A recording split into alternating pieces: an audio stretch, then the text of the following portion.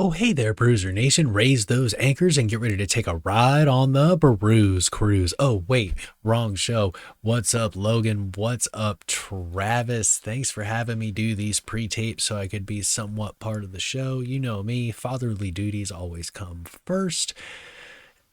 And while I talk about the responsibilities of being a father, it has come out that Adam Hangman Page will be taking paternity leave. And that is why he will not be featured at All Out in the championship matchup with Kenny Omega that we all expected, which is why they went with Christian Cage, who got an Impact heavyweight championship shot on the very first episode of Rampage that we're going to talk about in a second. But the other big news from the weekend that was pro wrestling, Ric Flair makes his appearance in Triple A, backing Andrade El Idolo in his attempt to get the Triple A Mega Heavyweight Championship off the waist of Kenny Omega. But even with the classicness of Ric Flair with the chops and the figure four to Conan, Kenny Omega still prevailed, defeating Andrade Saturday night. Who's going to take that belt from Kenny Omega? That's a big question. We have a lot of questions about who's going to take what championships and what's going to be going on.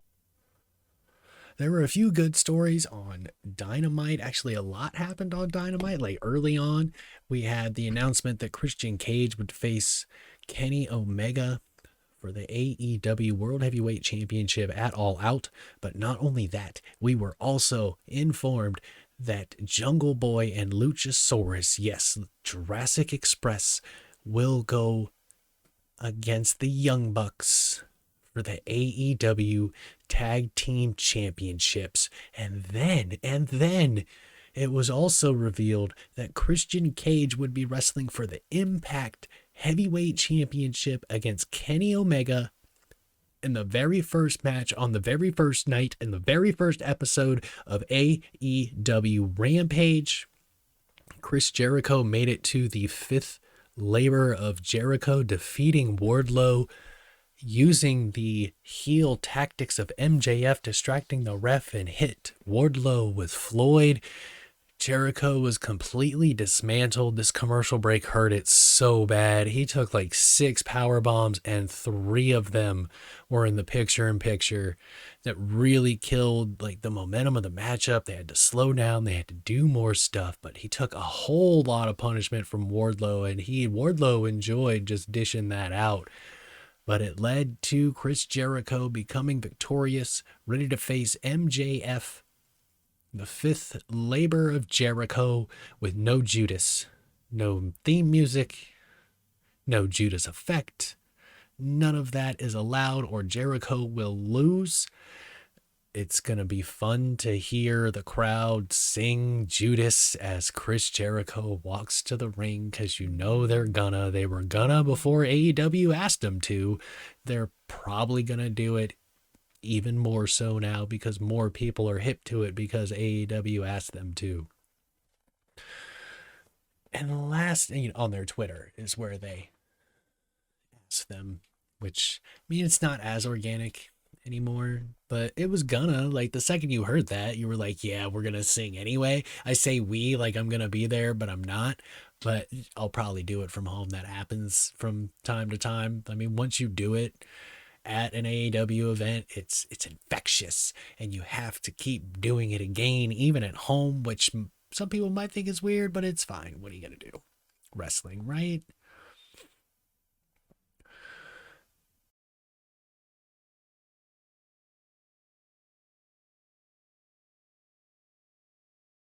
Christian Cage and Kenny Omega, won for the history books. Quite honestly, that was one hell of a matchup, back and forth the whole way. But Christian always had that little bit extra, that veteran instinct to learn your opponent completely when you step in the ring with him for a big time matchup like this. He was ready for everything, absolutely everything. And not only did they tear the house down and start that show off well, the very first match on the very first episode of AEW Rampage, they tore the house down, set the tone for the rest of the evening, and gave the fans something to be happy about early on, with Christian Cage prevailing and swiping the Impact Championship from Kenny Omega with an unprettier on the chair, using the heel tactics against him, triumphantly getting the Impact Championship back for Impact. Scott D'Amore is thrilled, and we'll see where this goes and who Christian meets next after Brian Myers for the Impact Heavyweight Championship. Or will Brian Myers defeat Christian Cage? You never know. This is pro wrestling. And the second matchup of the evening, after a couple of match promos, we had Miro take on Fuego del Sol, and my word, did I have some 1, 2, 3 Kid Razor Ramon vibes there for just a second. That tornado DDT of Fuego del Sol is pretty vicious, and he almost had Miro down for 3, but to no avail. God's favorite champion twisted and broke Fuego del Sol like a pretzel, and when he was done, ripped the possible AEW contract in half. But it wasn't all bad news for Fuego del Sol, because his best friend Sammy Guevara, after being handed a clipboard by Tony Khan at the ramp, walked to the ring and gave his best friend Fuego del Sol an AEW contract. So yeah, he didn't win the TNT championship, but that man found himself a job, and Fuego del Sol is all elite. What a moment.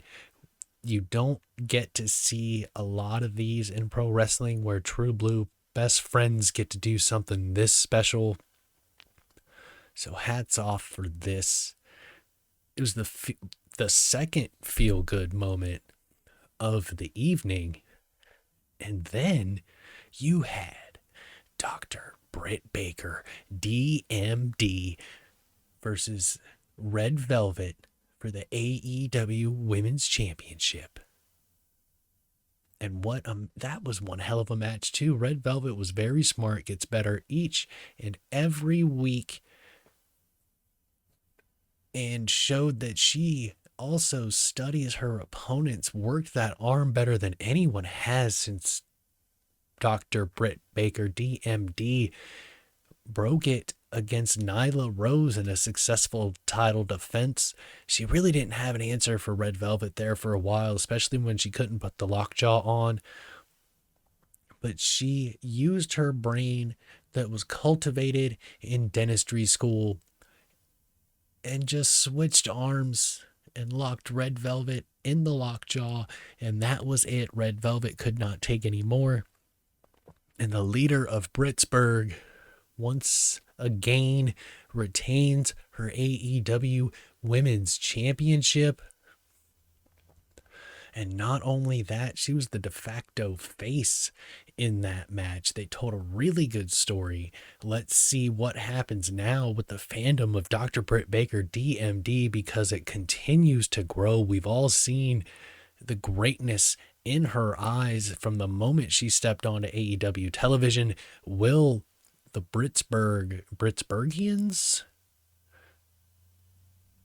will their attitude towards Britt Baker leach across the country, and we see another huge star made just from the crowd? Like, I mean, they've been pushing her, not that she's not a big star, but she might have to change her character back to face if this groundswell of support spreads.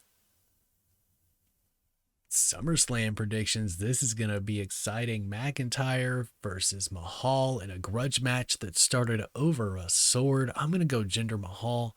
Drew McIntyre has run roughshod over Jinder Mahal and his cronies. It's time for the heel to kind of get one up over Drew McIntyre and give Drew McIntyre another loss after losing that championship all those months ago. He still hasn't lost very much. Sheamus versus Damian Priest for the United States Championship. I think this goes to Damian Priest. Sheamus is a great United States champion. One hell of a brawler. But it's time for them to follow through with what they started at WrestleMania. Put Damian Priest, maybe not in a main event, but it was a big time matchup with a lot of media involved because of who was in the match. So it's time to go ahead and give him a championship and see what he can do. Edge, the rated R superstar versus Seth Rollins. This will be a clinic, one for the ages, I am quite sure. But I do think that Edge gets stomped and Seth Rollins walks away with the victory, triumphantly marching towards the winner of Roman Reigns and John Cena, because there's a hell of a story coming. A hell of a story that they can tell between Seth Rollins and Roman Reigns, and they might as well start telling it. The Usos versus the Mysterios for the Raw Tag or SmackDown Tag Team Championships. I think the Usos walk away with this one so we can get some more story with Damian and Rey. They can't fight each other if they win the Tag Team Championships.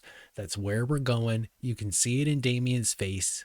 Yeah, he still respects his dad, but he's tired of him looking at him like a son. I think this is where they're going with this. Like, yeah, I'm your son. I'm a wrestler now. Stop it.